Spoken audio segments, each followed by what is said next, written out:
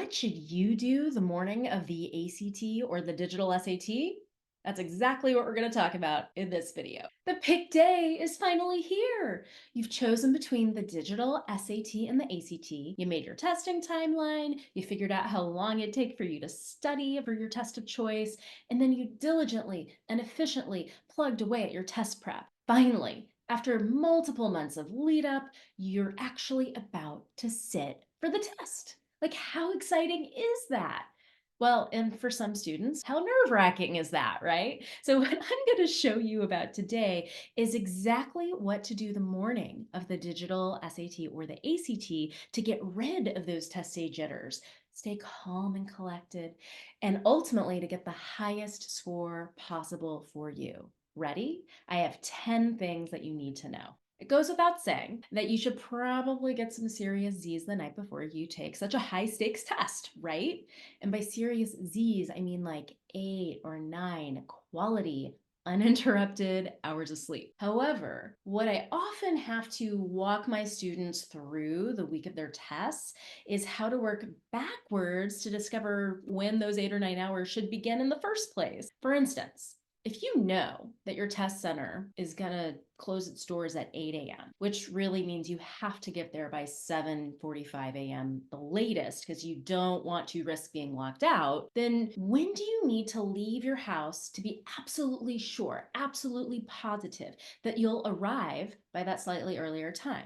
So do you have kind of an idea of this departure from home time in mind? Awesome. So now we're going to work backwards. We're going to figure out when you need to wake up to give yourself enough time to do the following morning routine and leave by that departure time. Once we know your wake up time, then all we have to do is count backwards 8 or 9 hours to figure out when you should actually go to bed the night before. So that is the first thing you should do, is wake up with ample time to get ready. If you can choose between showering at night or showering in the morning, opt for the morning. So you want to use every possible trick in the book to be awake and alert for your ACT or for the digital SAT.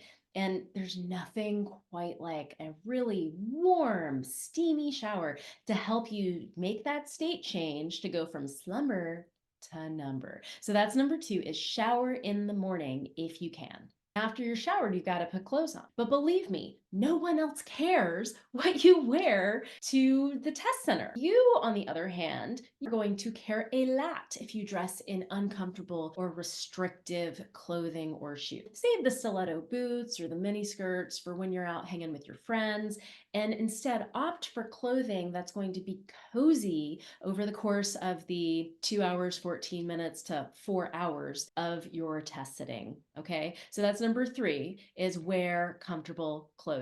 So hey there, I'm Kristina of Ivy Lounge Test Prep. I help high schoolers all over the globe get into their dream colleges by drastically raising their SAT and ACT test scores and write compelling college application essays.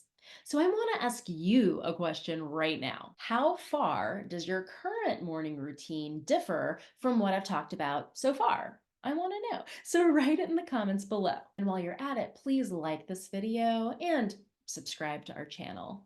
You know, your brain needs food to fuel all of those correct answers. So you're gonna make sure that you eat a balanced breakfast in the morning that has carbs, but also has fats and proteins in it. Now you need the carbohydrates for energy, and you need the protein and the fat to keep you satiated for multiple hours.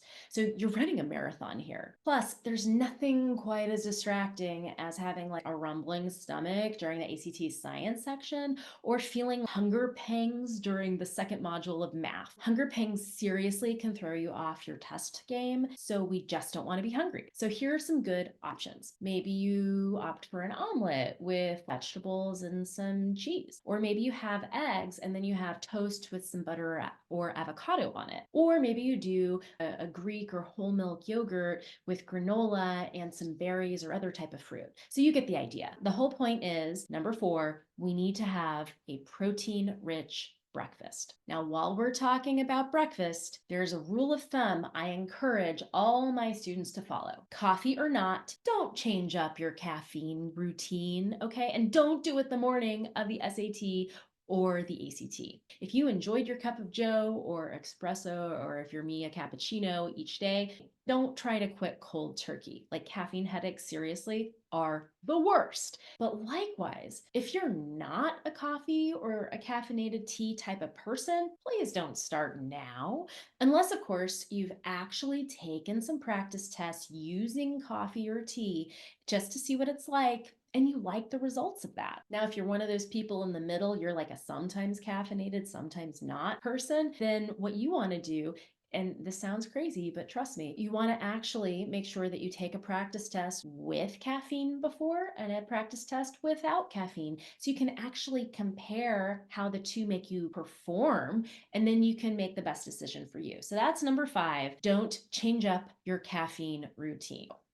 I read this life-changing book called The Artist's Way by Julia Cameron. One of the practices that she describes is something called morning pages. The idea is that first thing in the morning, you're going to put literally pen to paper, or if you're a computer type, finger to keyboard, and you're going to fill up 3 pages. Your writing doesn't need to make sense. It does not need to be grammatically correct. It doesn't need to be deep. It doesn't need to be about anything important for you or even pertinent.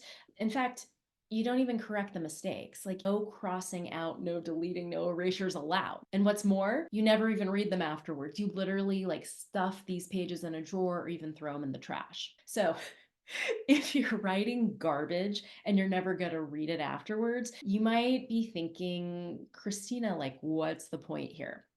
And the answer is simple. The point is to clear your mind of all the gunk and the mental chatter so that those subconscious thoughts aren't taking up your headspace when you're sitting to take the digital SAT or the ACT. And the morning of the digital SAT or the ACT is exactly the kind of morning when you want to purge anything from your brain that's not going to help you stay present and focused. Now, I get it. 3 pages is a lot, and we don't have a lot of time the morning of the test. So what you can do as a modification is set your timer to 5 minutes and just kind of freehand scroll everything that's going on in your mind for those 5 minutes. So that is number 6. Write your 5 minutes of morning pages. You've done your mind dump of all the useless things and possibly destructive thoughts that aren't going to help you ace your test, i.e. those morning pages from number 6. What you're going to do now is warm up your mind so that you get in test taking zone. So think about it. If you were going to sing a solo in a choir concert, would you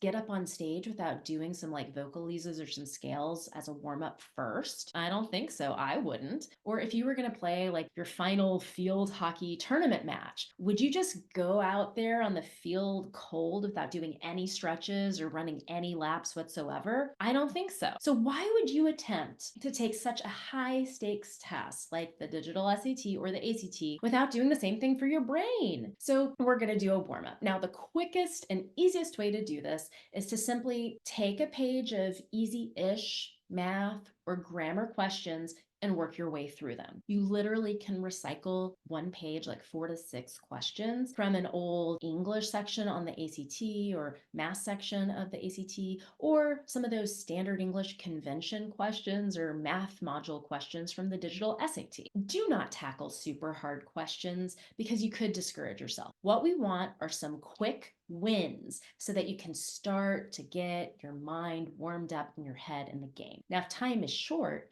then you can do these 4 to 6 questions of your warm up literally while you're eating your nice protein rich breakfast or while you're commuting to your test center.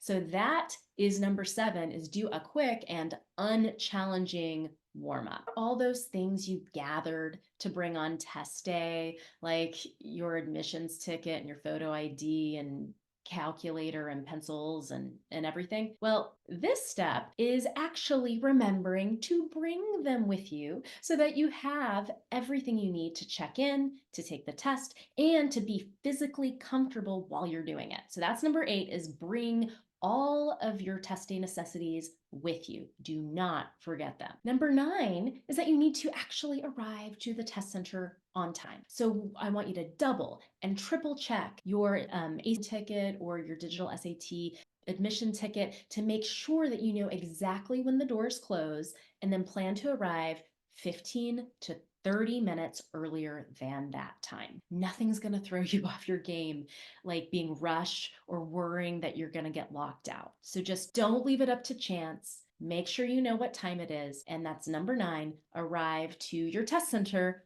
on time. Now, this brings me to the final thing that's going to up your game, and that is while you're waiting in line to get in the test center's doors or you're waiting in line to check in, I want you to strike a high power pose, like a superwoman pose where your hands are on your hips and you're standing up straight and your feet are hips width apart. Now, if you didn't wait in any lines and you immediately got through, then what you could do is maybe when you're seated at your desk, there's many minutes where you might be filling out information or you're done putting in your name, or maybe the proctor is reciting directions or reading directions. What you can do is you can still sit in a high power pose. Maybe you lean back and your hands are behind your head like mine are now, and your feet are stretched out, your legs are stretched out in front of you.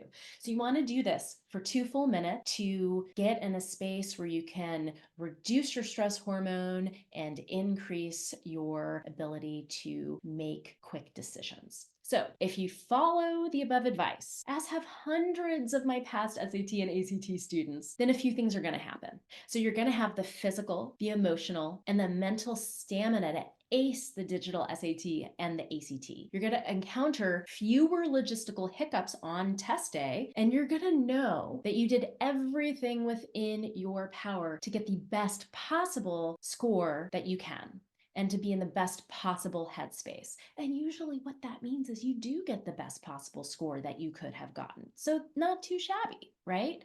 So if you want even more headspace hacks like the ones I mentioned in this video, then my online course, Unlock SAT and ACT Testing Confidence, is perfect for you. In this totally digital, totally self-directed video class, I'm going to help you slay the dragon of your test anxiety. I walk you through over a dozen tricks and strategies for keeping calm and testing on. So check it out in the link below.